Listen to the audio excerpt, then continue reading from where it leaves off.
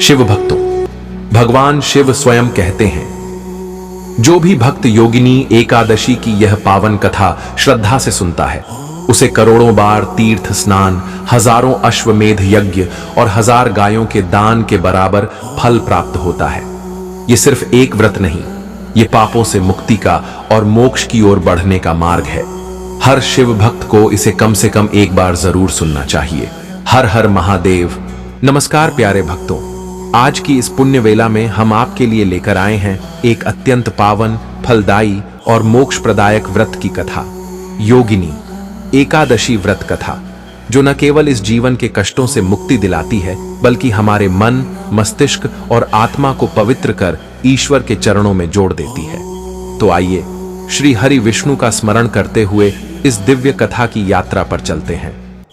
एक बार की बात है, महाभारत काल में जब धर्मराज युधिष्ठिर भगवान श्री कृष्ण से विभिन्न व्रतों और धर्मों के विषय में ज्ञान प्राप्त कर रहे थे, तब उन्होंने श्री कृष्ण से पूछा, हे मधुसूदन, आपने मुझे ज्येष्ठ मास की निर्जला एकादशी के बारे में विस्तार से बताया।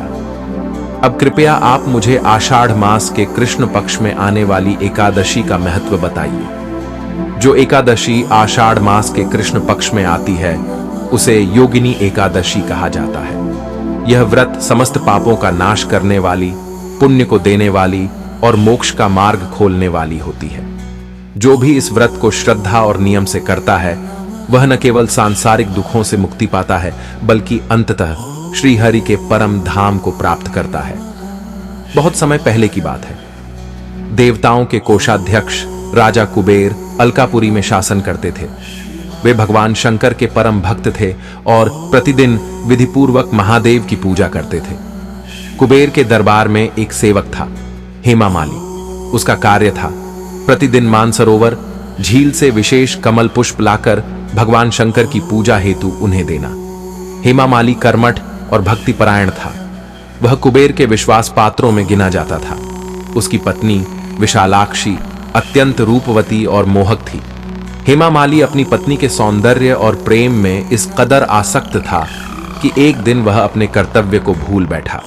उस दिन पुष्प लाकर सीधे दरबार में पहुंचने के बजाय वह अपनी पत्नी के पास चला गया।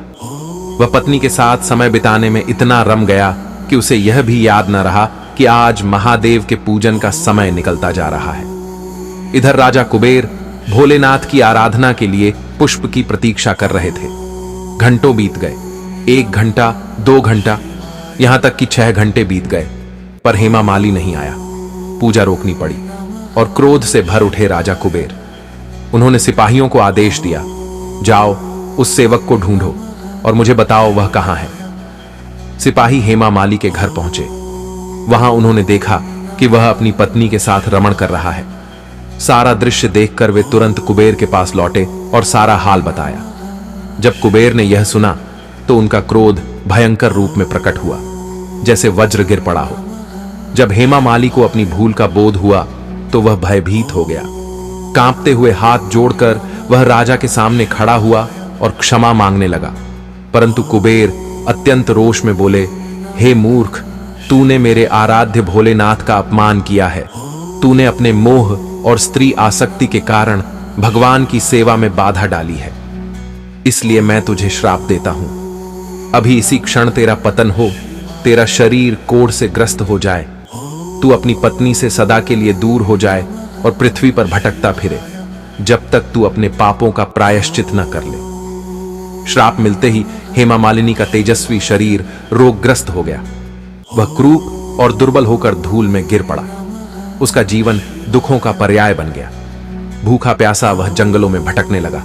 पीड़ा, अपमान, पश्चाताप और कष्ट उसके जीवन के साथी बन गए। लेकिन एक बात थी, उसने जीवन में एक बार भगवान शिव की पूजा के लिए सेवा की थी, इसलिए उसका अंतःकरण अभी भी शुद्ध और सात्विक बना रहा।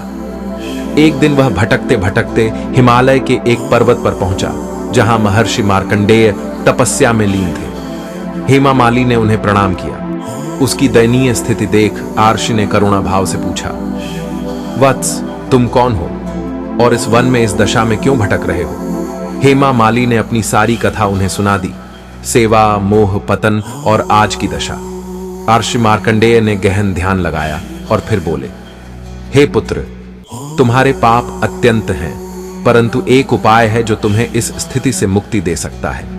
आने वाले आषाढ़ मास के कृष्ण पक्ष में जो योगिनी एकादशी आएगी, उसका व्रत तुम श्रद्धा और नियम पूर्वक करो। उसी व्रत के प्रभाव से तुम्हारा शरीर पुनः स्वस्थ हो जाएगा और तुम्हें मोक्ष की ओर मार्ग मिलेगा। हेमा मालिनी ने व्रत का संकल्प लिया और तीर्थ में रहकर उस दिन उपवास और रात्रि जागरण किया। उसने भगवान विष्णु का पूजन किया और व्रत की कथा सुनी। व्रत पूर्ण होते ही उसका कोढ़ समाप्त हो गया, शरीर पुनः तेजस्वी बन गया। उसने पुण्य फल प्राप्त किया और वापस अलकापुरी लौट गया।